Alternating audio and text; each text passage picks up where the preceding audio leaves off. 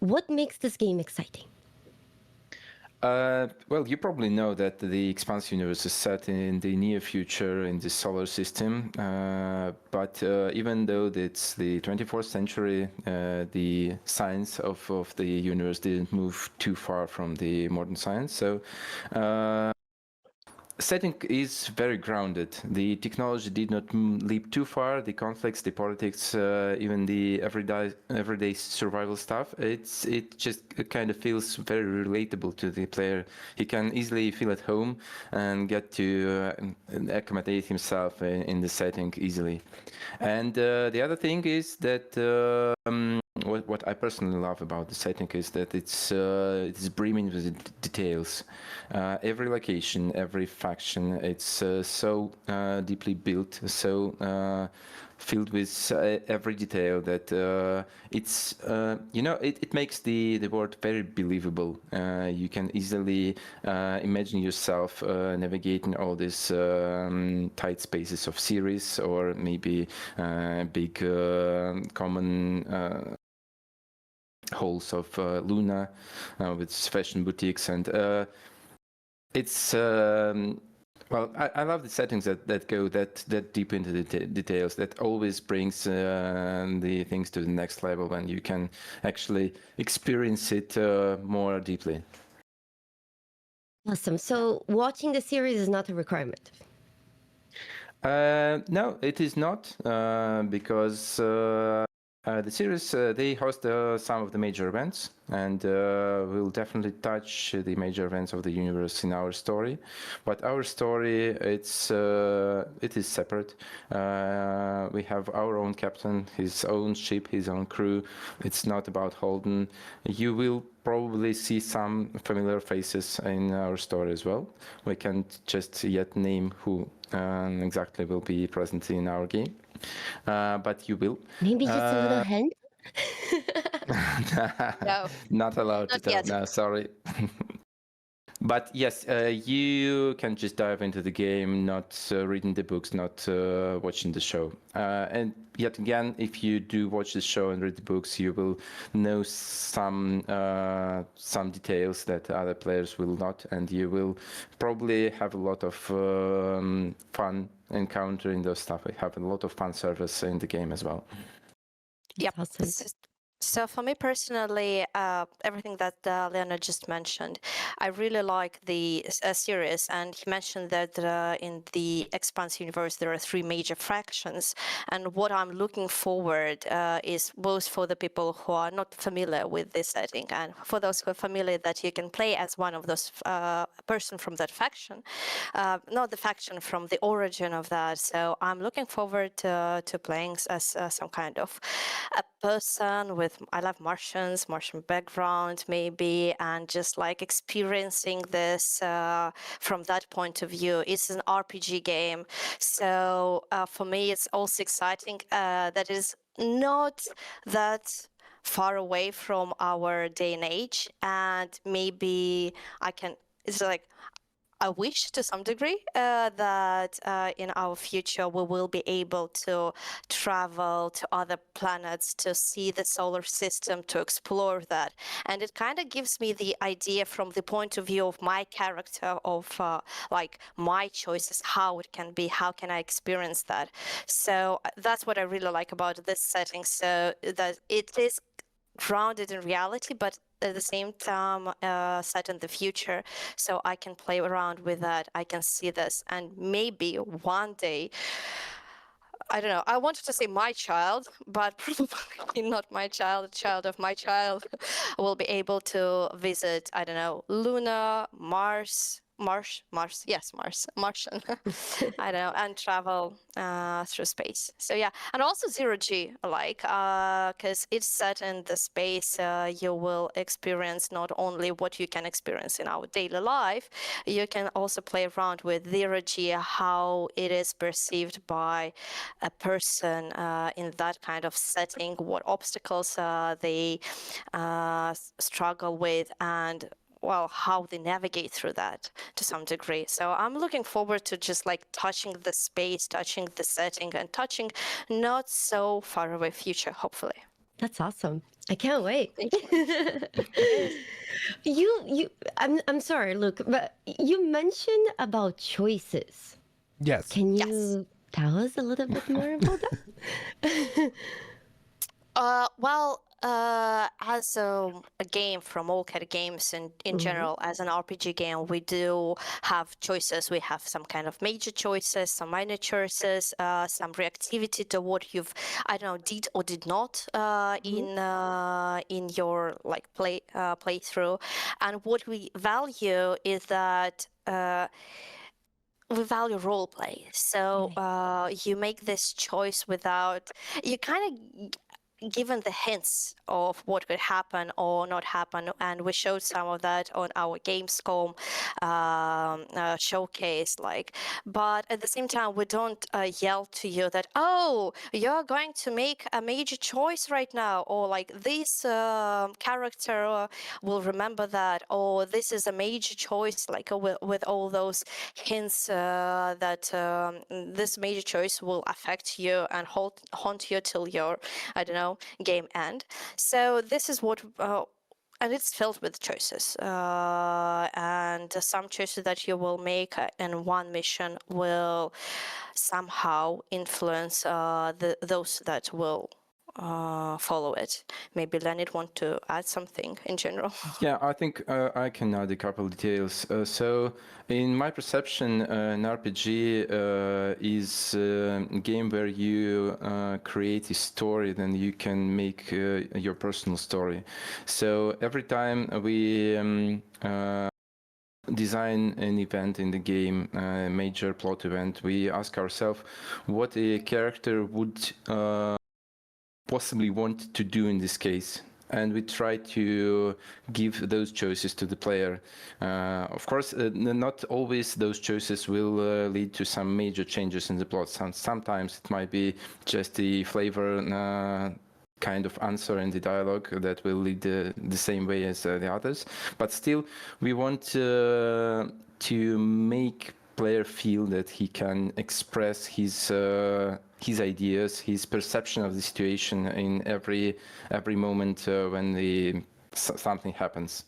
Sure. I mean, could we touch on kind of the foundational aspect of an RPG, which is like character creation, why you chose to go certain directions with character creation?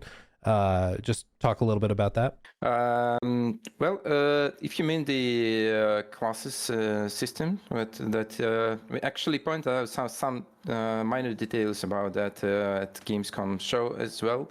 So we had some discussions at early stages of the production, to be honest, whether to go fully class system or something else. And again, we started with sitting down and lining up what are possible ways that the player might perceive the game, the power fantasies, how he can express himself in combat. So he might want to be a sniper, he might want to be a hacker, maybe an engineer, something else.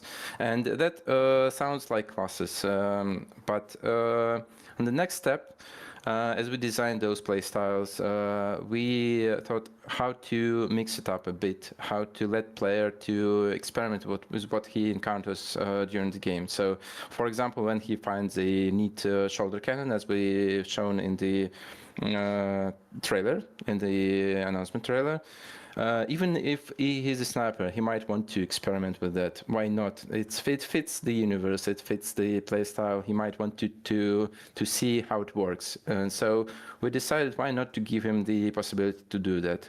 That was the idea behind the playstyle. So playstyle is basically the starting preset that kind of gently guides you towards the certain direction of your power fantasy of how you play the game. But then during the game, as you play through levels and find a lot of stuff in the game, new guns, new gadgets, new skills, anything, you can experiment with that and mix it up and see how it works and maybe change something. And we just think it's more fun. Yeah, totally. We think like that some kind of freedom for a player to play around with what is given, to find something that will suit them is very important in general. So we always try to give some kind of freedom depending on the system, depending on the setting that we are building our game in. Like personally, I really like the game ability gameplay, like where you use some kind of magic or something like that. But usually they are given a very limited set of weapons or like the way that you can build your character. And I think it's important to kind of give a freedom, some kind of freedom of choice, making it kind of believable, making sense to some degree, but at the same time allowing a player to find a play style, a way to deal with the challenges that we give them that actually suits their play style, the way they want to engage with our games. So I think this is a really good decision that we made during our developments, personally.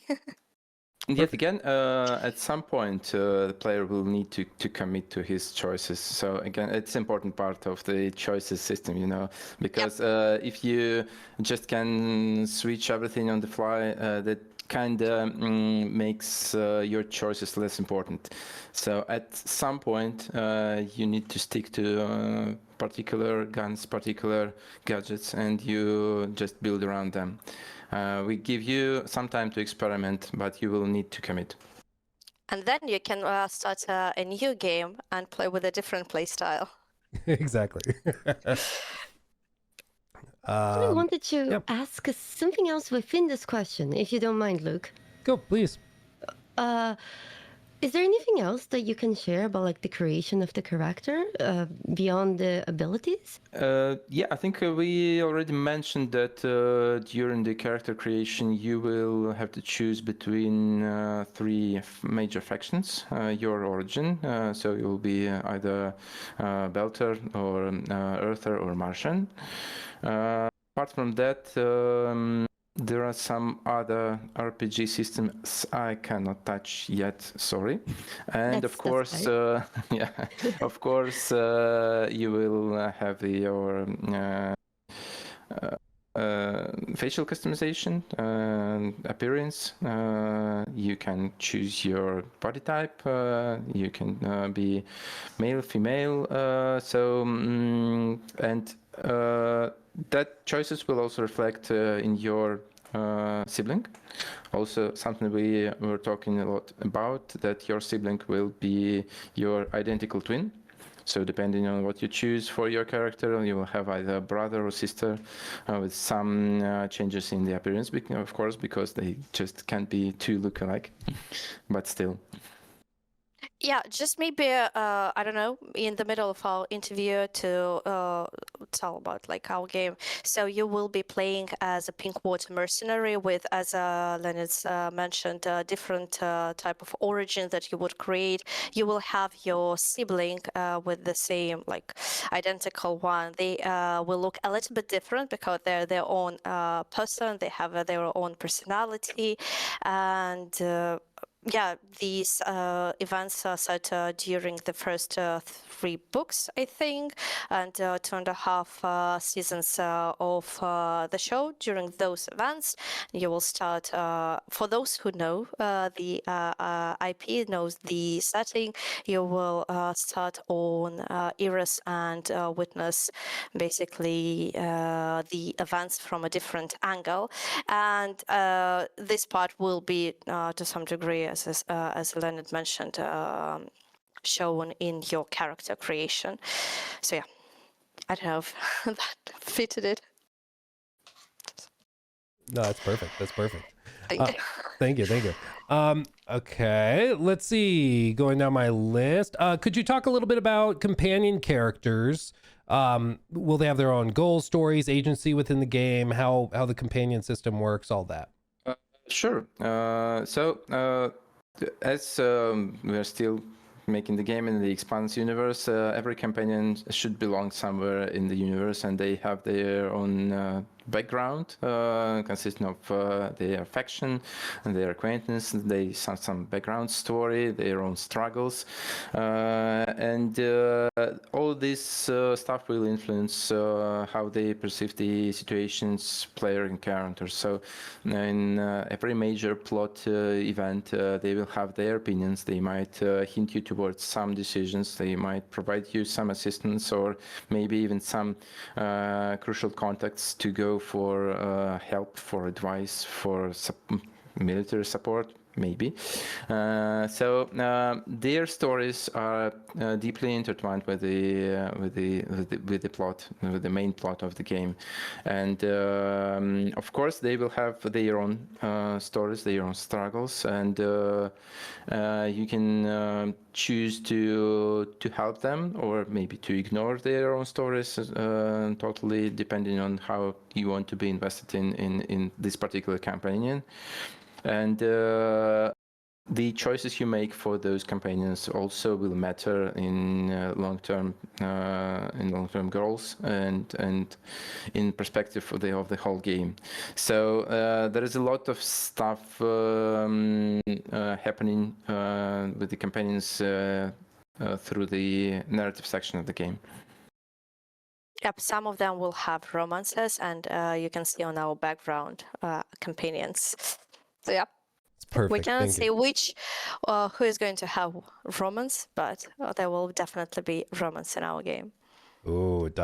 Suspense. That's awesome. I love it. Like, this is the reason why I play RPG games. Like, to be fair, romances. It's definitely a very fun part. Well, let me ask you, just out of curiosity before we go to the next question, do your companions, they can like disagree with you and dislike something that you may have decided and things like that?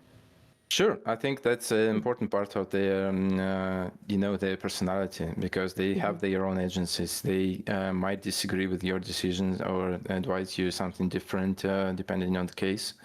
And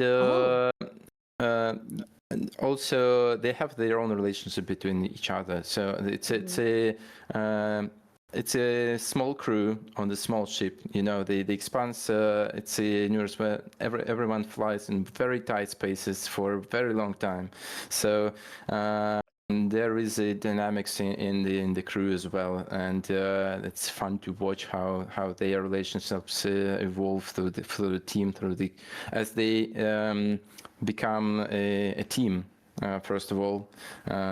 Because of course most of them don't know each other before the game. So we spoke a little bit about the Expanse IP, the sort of grounded sci-fi nature of it, or hard sci-fi as some people call it, but it's much more gritty and realistic. It's not like a fantasy sci-fi, which I think is what a lot of people like about it. But could you speak a little bit just to the IP in general and discuss some of like the key challenges you guys have had to overcome when adapting the Expanse IP into a video game format for an RPG like you guys tend to make?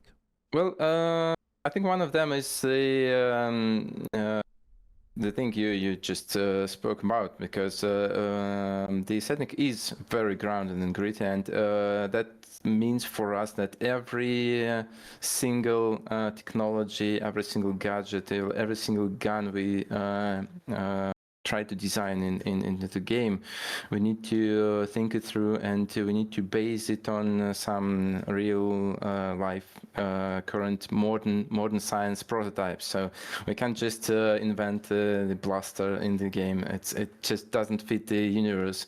You can't do some magic or telepathy or anything like that.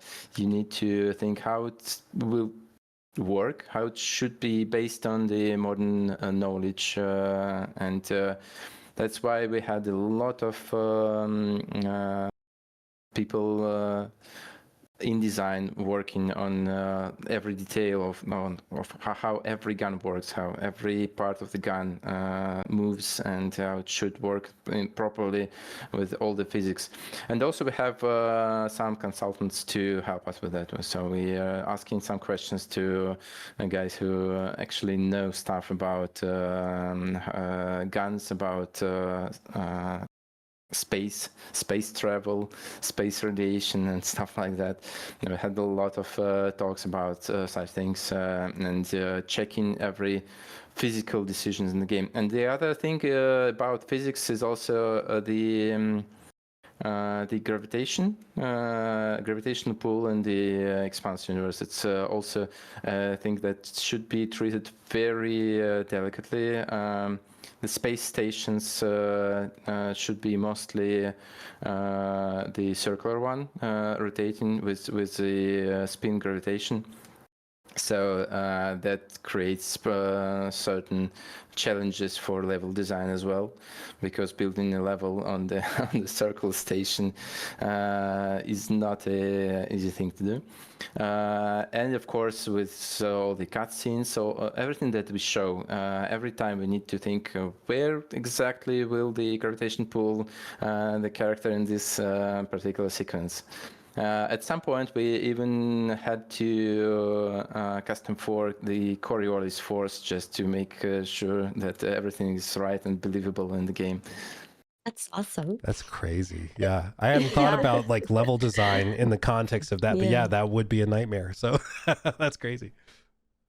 So yeah, and apart from this type of designing difficulties, let's say, or challenges that we had, another part was, and it is still, is that events that happening, as mentioned before, they happen during the events of first 3 books, 2.5 seasons. So you have the whole story happening in that setting, in that universe, with Holden, with his crew, with the things that a lot of viewers will be familiar, players might be too. And what we need to do is to show the story of our mercenaries, like of our character, and to show those events from a different angle, to show how they influenced how they influenced the solar system, the setting, other different events. So building it in and intertwining all those bits and details, and showing some cameos in this game was and still quite an interesting challenge, and looking for what we are having, actually, I think it's going to be quite neat. So yeah, that would be quite an interesting part, and I think it will be very interesting for people who watch the series to see this, to actually interact maybe with some ideas, with some topics that they read about, that they watched in, and at the same time having this feeling that they are the character in that story, that they have their own struggles, their own mission, and they are a hero of their own story. Yeah, it's a matter of scale as well, because obviously we can't just write a story that will overshadow everything that happens in the books and in the series. We cannot make Holden seem like a small figure. His story is very important for the world, but making it other way would be also sad, because player wants to feel that what he does in the game, in the universe, is very significant, and lives are at stake. So it's a delicate balance.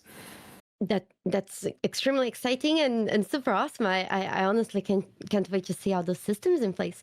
And talking about systems, I would like to ask you guys about the combat system. What can you share about that? I think we will have, at some point, we will have a particular video to show everything that we have in the combat system. But for now, maybe I can tell some details. So we have a few layers of the combat system. First of all, it's obviously the gunplay, a few classes of weapons that you can use, and mostly you do it from the covers. So it's a cover-based gunplay game. Third person, as you might have seen from the trailers. And the second layer of the combat system is that's your abilities. That they might be more like offensive ones, maybe something like a grenade or a shoulder cannon, or maybe something more defensive like a shield or maybe a protective drone. So there's various stuff, a lot of gadgets that you can choose from depending on your play style. And as Julia mentioned, there are some play styles that are mostly focused on using your gadgets rather than using your weapons. And third layer, but still very important, that's obviously your companions. They have their impact on the combat. They have what we call combat opportunities. That's a particular situations when you can order your companion to use an exploit in the arena, in the environment, to gain a certain advantage in combat. It might be some big explosive barrel, or maybe some generators to overload to massively stun players on the arena, or something else like that. I think that those are mostly three core pillars of the combat system. Also, in companions, there are some other stuff that I shouldn't probably dive into yet, but their effect on the combat does not limit with the combat opportunities. There is some other stuff that you can do in combat as well. I also want to ask you, because I mean, the trailers look phenomenal. They really, really do. And obviously, you make a sci-fi game and you say it's an RPG, people will start to ask what the inspirations were, what games like you're looking towards. Are we doing a spiritual successor to this? You know, people will start asking. So could you speak a little bit about your video game inspirations, the games that you guys look to and are taking inspiration from or trying to build off of, or maybe just outperform and do better? Or maybe something that you really liked, and I don't know. Yeah. So obviously we play like a lot of different games, but personally for me, I really loved, like in primary school, I played Neverwinter Nights, then there was Dragon Age, then there was Mass Effect. And I think for me personally, like I do remember the Shepherd and how it influenced in general a lot of things in my life. And one of the major things that it influenced was actually deciding to join game development, to be a person who is building all those universes, building all those experiences. So we have a lot of different inspirations, and different people will have their own ideas what inspired. Yeah, Leonid can talk about what he saw from his experience. Yeah, I think the reference for Mass Effect is obvious. I can't deny that, and I won't. But there are some other games we were looking into. For example, when building the combat system, especially the cover system, we were looking into games like The Division and Gears of War that are pillars for such kind of genre. And for the AI system, we were looking deeply on Uncharted and Last of Us, especially for companion AI, and so on and so on. So basically, for every particular aspect of the game, we picked some best of the genre and tried to learn from them, try to get inspiration and see how they solve the challenges we encounter. And the list goes on indefinitely to like Souls games, Persona games, and even Final Fantasy is one of the reference for one of particular systems. Yeah, and much more, because then there are also cinematic arts that have their own inspirations, how to build and what to show, and not only sometimes games, sometimes it also different types of shows. So as a team, we are trying to learn from any experience, any game that we encounter. And obviously from the best. Obviously. Sometimes from the worst, just what not to do as well. I couldn't help but notice that you were extremely excited about romances, and you may or may not have just mentioned some games where romance is kind of like a big deal as well. So, is there anything you can share about how the romances are handled in the Expanse? With love. That's, I think, the only thing I can say for now. That's fair. So yeah, we have a lot of people who are passionate about romances. So definitely with love and care, and looking forward to them. That's all you Nothing get. else. That's all you I don't get. think she's gonna be sharing anything else. No, nothing else. I would Awesome. really love, but not now. It was Not worth yet. it was Not worth yet. a try. It was worth a try. Yeah. Let's do this one. Are there any gameplay mechanics around space exploration and survival that players will have to manage? You've talked about gravitation. You've talked about the challenges with level design just by the nature of like space station layouts and design. But could you speak to any specific mechanics around exploration in a space environment, and then like survival mechanics as well? Well, speaking of exploration, you need to bear in mind that the Expanse is set in the solar system, and by 24th century, there's not much left to explore there. It's all well known, and every planet was visited. They have some bases and maybe even big cities on every major planet in the system. So.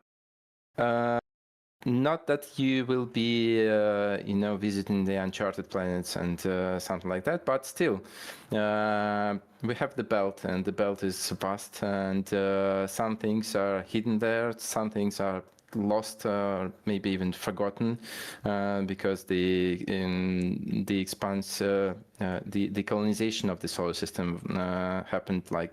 I think in the 21st century in the Expanse, or maybe 22nd. So it's like 200 years there to forget what's been happening. So there will be some kind of exploration through the belt. There will be some particular mechanics to address that kind of gameplay, but I cannot get too much into details about that. So there will be something. But that's mostly all I can say. And in terms of survival, we were discussing such things early on, because again, in the Expanse, the survival is a big narrative thing in the universe, the driver, I think. But we decided against the management, the gameplay part of the survival stuff. So you won't be counting your gallons of reaction mass, or how much water you need to recycle before it dries out. Nothing like that. But still.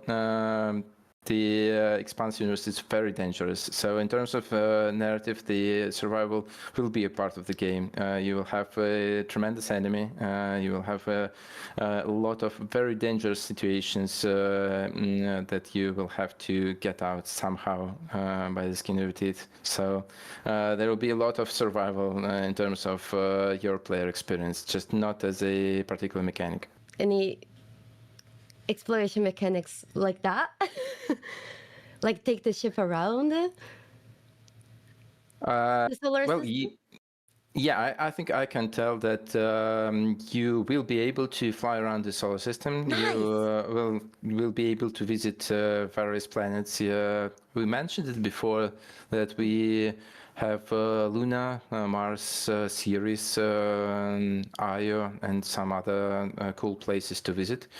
And some of those places will be like major social hubs where you can just walk around, meet other people, drink at the bar, shop for better equipment and stuff like that. So you will have plenty of places to go and to visit and to look at. No doubt for that. Perfect. This wasn't on the list. I'm gonna try. Okay, I'm gonna try. Owlcat makes fantastic RPGs, expansive RPGs, like big games. I understand if you have no comment, but are you able to touch at all on the scale of what you're trying to build here? Are you going for like a tighter narrative that's maybe a little bit shorter? Are you trying to go for like the typical scale that Owlcat's known for? Are you able to touch at all on the scope and scale of what you're building? Yeah, I think we can go there because I think in one of the interviews that there was some kind of play timelines mentioned. So as we moved from isometric RPGs to something more immersive and cinematic, like cinematic field, like the Expanse, the production costs obviously grew like in several times, They skyrocket. maybe. Yes, I can only skyrocketed. imagine. Yeah. Yes. So making the game as big in terms of narrative as it was like maybe Kingmaker or Rock Trade, it just would be impossible with such a production quality. Obviously, the Expanse will be less in terms of play style, play lengths, hours.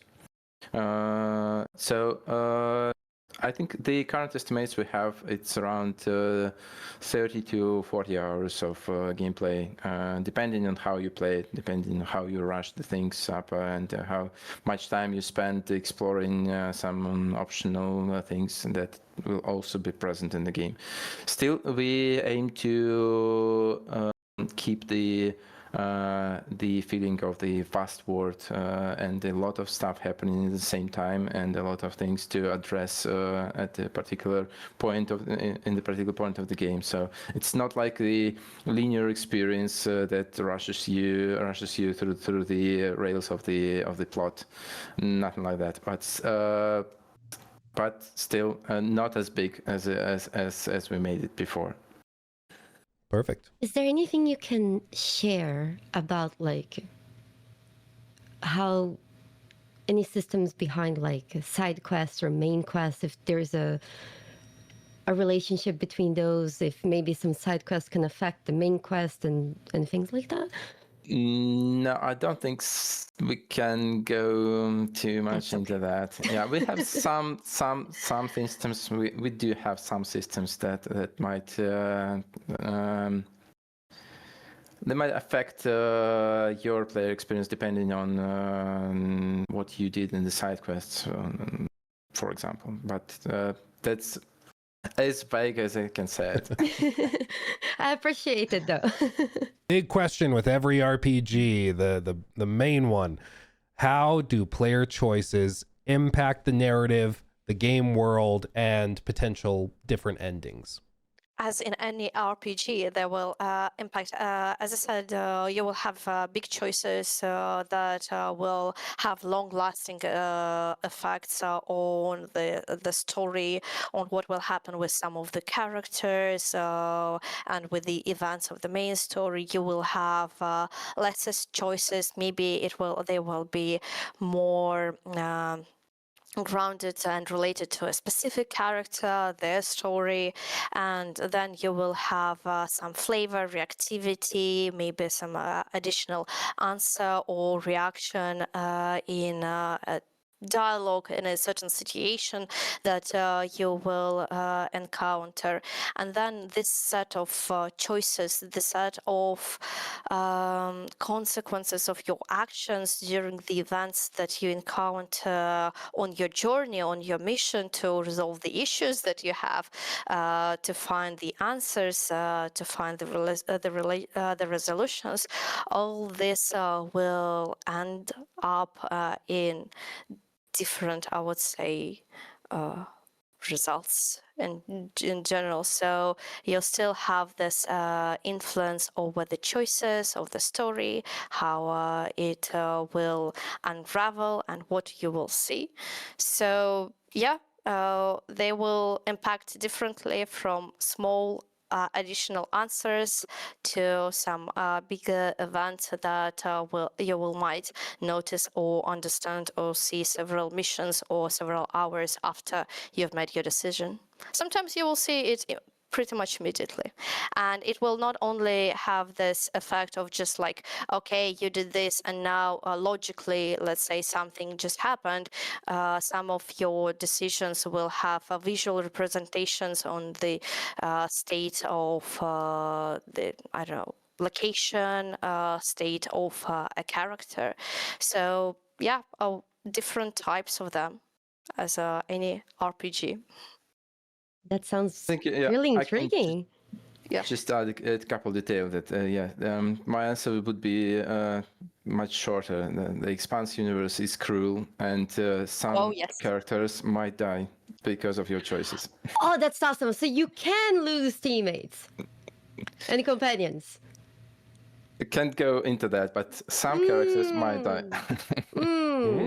Interesting. That, I feel like that makes choices more valuable, knowing that things can really matter. So I appreciate that. Is there anything that you guys would say that it's something that you're proud of, or your favorite thing about this project? Okay, I will start. For me, because I'm like a producer, I work a lot of with people. It is a challenging production, I would say, like an interesting project. And what I admire is that our team has grown. We learned a lot of things. We have a lot of different people with different experiences, different type of inspirations for video games. Everyone brings something to the table, and as in any epic story, I would say, these challenges that we face, I think we're growing as a team, as this like experience, because a lot of people that joined our team had some experience, like had a great experience in similar like games, similar scales, and they bring a lot of value. And people that been working with OllCat for a long time also joined our project, and sharing this knowledge, working together and building this. For me, it's to some degree a dream. As I mentioned before, like the reason why I joined game development is an achievement of its own, and I'm really looking forward to what we can build as a team, as a really really nice team. Yeah, I think for me, the best moment is when it all starts to come together, because our team inherited this love for detail that the setting has, and when I play a particular mission on the later stages of production, I find the details that I was not suspecting are there. There might be some side dialogues, or maybe some just commercials on the wall, or even the menu in the restaurant, and it's every such detail. It's built in the terms of the setting, and it's so much fun exploring and seeing what the team brings to the world, how it all comes together and makes the world believable. So probably that's the most fun part for me. Just out of curiosity, what do you think has helped you guys build this world the most? The books or the show? Or both in different ways? I think both in the different ways, because in our team, some people read books, some people watched the show, some people did both, and everyone is in somewhat inspired by what they've seen or read, and they bring the details from their experience of the Expanse. So I think it's both. Yeah, I think it's 50-50, especially taking into account that you have different teams. So you have like our team that deals more with the visual representation. So obviously the show will affect this incredibly, like because show showed us what Expanse kind of looked like, and we build upon that. And then you also have a narrative team who are not only interested in the show and the visual representations, but also what are other things that were not shown in the show happens in Expanse, how the setting actually is working. So we try to take as much information about the setting, the lore as possible from from all kind of sources. Yes, and even in the art team, I usually hear the question from the artist, what we can do, what we can show better than it was shown in the series, because series has their own restrictions and limits, and we often ask ourselves what we can do better, on where we can expand the visuals and go further than it was. Yeah, and I think the best example of that, like the easiest one, would be a belter. So in the show, they show sometimes very high belters. I think because they grow in a low gravitation, their physique is very different. Their height is more than 2 meters, more than 2 meters and 30 centimeters, I would say. So they're very tall. But in the show, because it's a show and they need actors, lots of belters were more or less regular height, but in our game we built up on what was in the book, on how belters were designed, so they will have a different physique to Martians, and Martians will have different physique to belters. So this is a good example of how we take what is also shown in the show, what is written in the book, and try and mix it together to give as faithful representation of it as possible in our game. And on top of that, you even allow people to make their own input and their decisions in the universe. So that sounds like a great deal to me. I do have one last question, which you briefly touched on earlier, but it basically, like, the pivot from isometric top-down RPG, which, you know, old school CRPGs, that's classic, but pivoting from that to something that is, you know, a third-person cover-based shooter that's very cinematic and very just high fidelity across the board. What was the thought process? What was the moment you decided that we're not doing like an isometric thing, we're gonna do this in a cinematic way? What was the thought process behind that, to pivot into this new direction? I think that was just the major decision behind the basic idea of making such a game, because I probably can imagine the Expanse in isometric perspective, but it's just does not feel right, and doesn't bring as much as we can do in full 3D experience in more cinematic approach. And the story, the universe, it kind of demands such level of detail and such level of production. So it was just one of the major decisions at the very early stages of not even the production, even of pitching the project to the directors. Yeah, we wanted to tackle a new challenge to try and make something new, and then there was Expanse, so the match made in heaven. That's perfect. Thank you. Are there any other things you guys would like to throw out there, like something important we haven't touched on that you'd like for us to be aware of or to mention in our coverage of the game? Is there anything like that that comes to mind? No, I can't think of anything in particular. Just stay tuned for more. We'll show more very soon.